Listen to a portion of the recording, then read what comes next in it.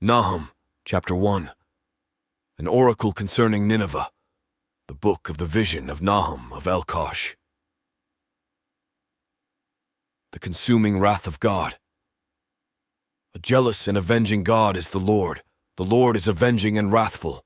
The Lord takes vengeance on his adversaries and rages against his enemies.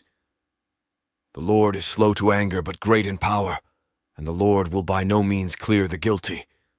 His way is in whirlwind and storm, and the clouds are the dust of his feet.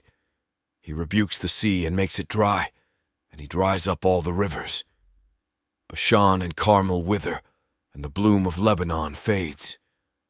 The mountains quake before him, and the hills melt. The earth heaves before him, the world and all who live in it. Who can stand before his indignation? Who can endure the heat of his anger? His wrath is poured out like fire, and by him the rocks are broken in pieces. The Lord is good, a stronghold in a day of trouble. He protects those who take refuge in him, even in a rushing flood. He will make a full end of his adversaries, and will pursue his enemies into darkness. Why do you plot against the Lord? He will make an end. No adversary will rise up twice.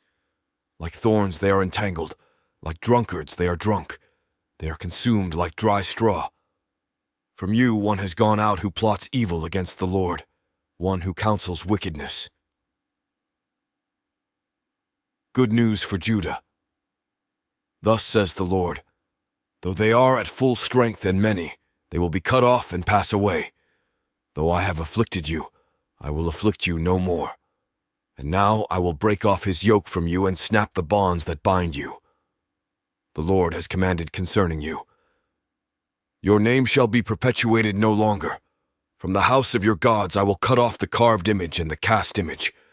I will make your grave, for you are worthless. Look, on the mountains the feet of one who brings good tidings, who proclaims peace. Celebrate your festivals, O Judah, fulfill your vows, for never again shall the wicked invade you. They are utterly cut off. Nahum, chapter 2. The destruction of the wicked city. A shatterer has come up against you. Guard the ramparts, watch the road, gird your loins, collect all your strength. For the Lord is restoring the majesty of Jacob, as well as the majesty of Israel, though ravagers have ravaged them and ruined their branches. The shields of his warriors are red, his soldiers are clothed in crimson. The metal on the chariots flashes on the day when he musters them. The chargers prance.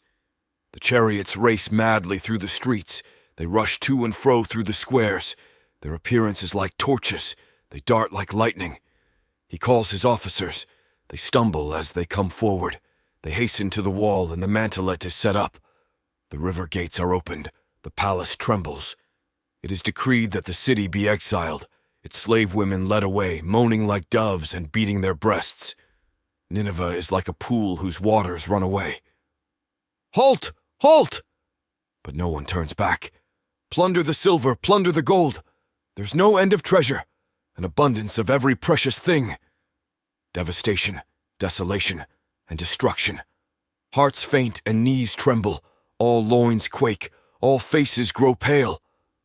What became of the lion's den, the cave of the young lions, where the lion goes, and the lion's cubs, with no one to disturb them? The lion has torn enough for his whelps, and strangled prey for his lionesses. He has filled his caves with prey and his dens with torn flesh. See, I am against you, says the Lord of hosts, and I will burn your chariots in smoke, and the sword shall devour your young lions. I will cut off your prey from the earth, and the voice of your messengers shall be heard no more. Nahum chapter 3. Ruin imminent and inevitable. Ah, city of bloodshed, utterly deceitful, full of booty, no end to the plunder.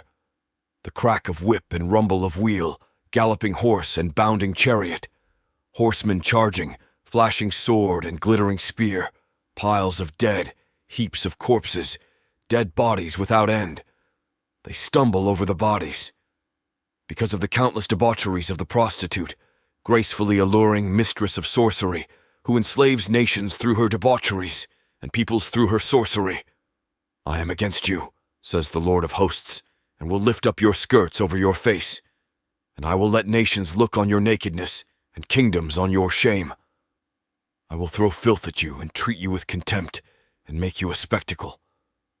Then all who see you will shrink from you and say, Nineveh is devastated. Who will bemoan her? Where shall I seek comforters for you? Are you better than Thebes that sat by the Nile with water around her, her rampart a sea, water her wall? Ethiopia was her strength, Egypt too, and that without limit. Put and the Libyans were her helpers. Yet she became an exile. She went into captivity. Even her infants were dashed in pieces at the head of every street. Lots were cast for her nobles. All her dignitaries were bound in fetters. You also will be drunken. You will go into hiding. You will seek a refuge from the enemy. All your fortresses are like fig trees with first-ripe figs. If shaken, they fall into the mouth of the eater. Look at your troops. They are women in your midst. The gates of your land are wide open to your foes.